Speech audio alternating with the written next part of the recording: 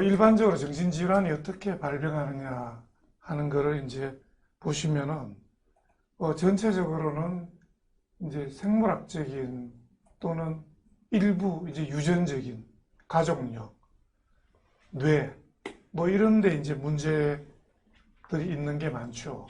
그래서 이제 지금 여기 색깔을 보시면은 요 오른쪽에 파란 이 부위가 이제 생물학적인 요인이고요. 대개 질병에 따라 조금씩 다르지만 일반적으로 정신질환에서 이런 요인이 약 한 60% 내지 70%를 차지한다고 되어 있습니다. 그러니까 나머지는 환경적인 요인이죠. 그러니까 환경적인 요인보다 어떻게 보면 약간 생물학적인 요인이 좀 더 크다 이렇게 볼 수가 있는데, 환경적인 요인은 이제 주로 뭐 스트레스라든지 여러 가지 술, 뭐 마약을 한다든지 또 힘든 일을 한다든지 신체적으로 뭐 힘들어서 수면이 부족하다든지 여러 가지 그런 이제 외부적인 환경적인 요인입니다. 그래서 이제 유전적 생물학적 요인이 중요한데, 그러면은 뭐 생물학적 요인이 중요하니까 내가 그런 걸 가지고 있으면은 뭐 병에 걸릴 가능성이 높으니까 뭐 내가 어떻게 할 필요가 없지 않은가, 이런 생각을 하시면 안 됩니다. 왜냐하면 이 이제 생물학적 요인이라는 거는 정신질환에 걸릴 그런 소인을 본인이 가지고 있는 경우입니다. 물론 소인이 없으면 좋은 거죠. 하지만 뭐 소인을 가지고 있는 사람도 있고 없는 사람도 있고 다 다른 거죠. 정신질환뿐만 아니고 다른 질환도 그렇고 다른 경우도 다 그렇습니다. 다 다르죠. 유전적으로도 다르고 다 다르기 때문에. 그래서 그런 소인을 갖고 있더라도 이제 환경적인 요인인 스트레스나 이런 걸 잘 관리를 하면 병에 걸리질 않죠. 그러니까 이런 요인, 소인 있는 사람이 스트레스나 여러 가지 환경적인 요인이 겹치면 질병에 이제 이완이 되는 거죠. 이런 걸 이해를 좀 하셔야 되고요.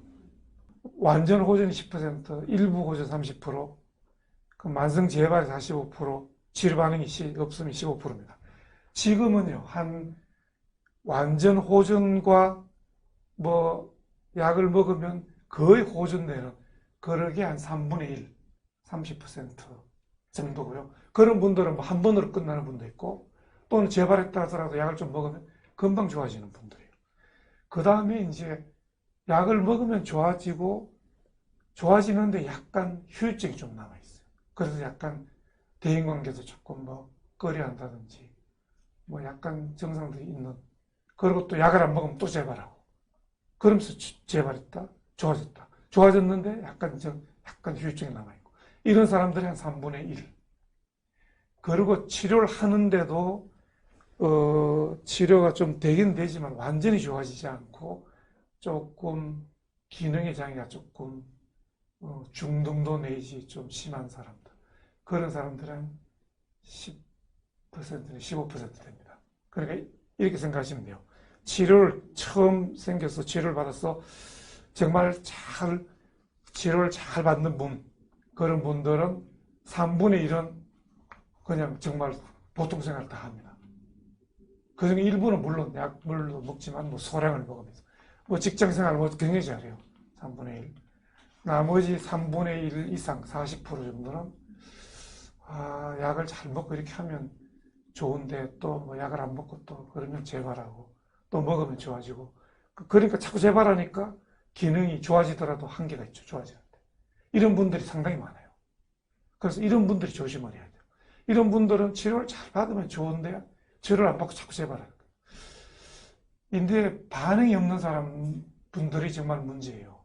이분들은 이제 제가 뭐 여러 가지 약물을 쓰고 또 뭐 클로자핀도 쓰고 전기치료도 쓰고 뭐 그렇게 해서 좋아지는 분들도 있고, 이제 뭐 또 그렇게까지 해도 또 증상이 남아있는 분은 일부 있고 해서 참 안타까운 상황인데, 그런 분들은 앞으로 이제 또 좋은 치료법이 나오기를 기대하면은 또 아마 여러 가지 좋은 치료법이 지금 개발 중이니까요.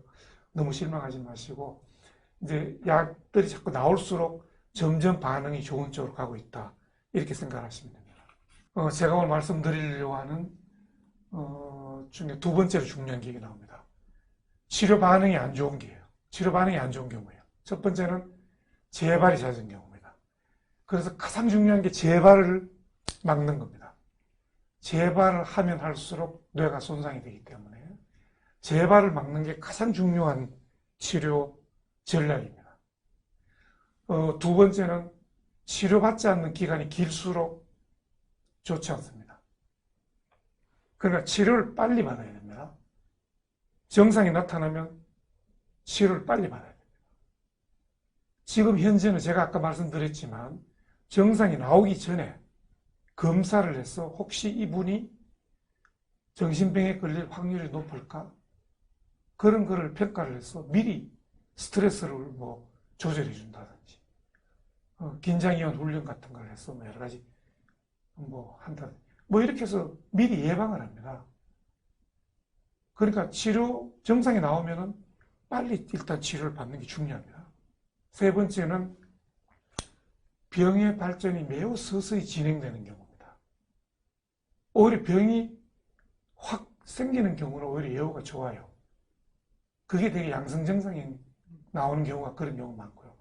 음성 증상이 주인 경우는 천천히 진행이 됩니다. 그러니까는 가족분들도 좀 원래 내성적인 성격인데 조금 더 요새 그런 것 같다. 이렇게 봅니다. 병을 보지 않고. 그래서 치료를 늦게 시작을 하죠. 좋지 않습니다. 네 번째, 음성 증상과 인지 기능이 저하가 있는 경우입니다. 제가 말씀드렸죠. 음성 증상을 치료하는 약이 현재로서는 알려진 약이 없기 때문입니다. 다섯 번째는 이제 생활 습관입니다. 술을 많이 먹는다든지, 담배를 피운다든지, 불규칙적인 생활을 한다든지, 마약을 먹는다든지, 여러 가지 그런 것. 이 다섯 가지를 여러분들이 꼭 기억을 하셔야 됩니다. 이건 굉장히 좋지 않은, 치료 반응이 좋지 않습니다. 조현병은 10대 후반에서 30대 중반에 걸쳐서 발병을 하고요. 한창 활동해야 될 시기에 환자분들과 가족분들이 고통스러운 그런 병이고요. 따라서 반드시 적기에 충분한 치료를 받아야 됩니다. 치료가 가능한 질병이고요. 치료가 가능하게 하려면 충분한 기간 동안 치료와 관리가 필요하고 재발을 막는 것이 정말 중요합니다. 제가 누차 말씀드리지만 재발 방지가 굉장히 중요한 치료의 목표고요. 그렇게 하기 위해서는 약물 치료를 어느 정도 해야 됩니다. 규칙적인 생활과 운동, 사회기술 훈련, 그리고 질병의 경과와 그 증상에 대해서 가족분들이 좀 이해를 하고 도와주고 해서 그렇게 하시면 좋은 경과를 가고 또 보통 사람처럼 일상생활을 할 수 있을 가능성이 더 높습니다. 그래서 이런 걸 잘 지켜서 해가지고 잘 치료받으시길 바랍니다. 예, 제 발표는 이상 마치도록 하겠습니다. 감사합니다.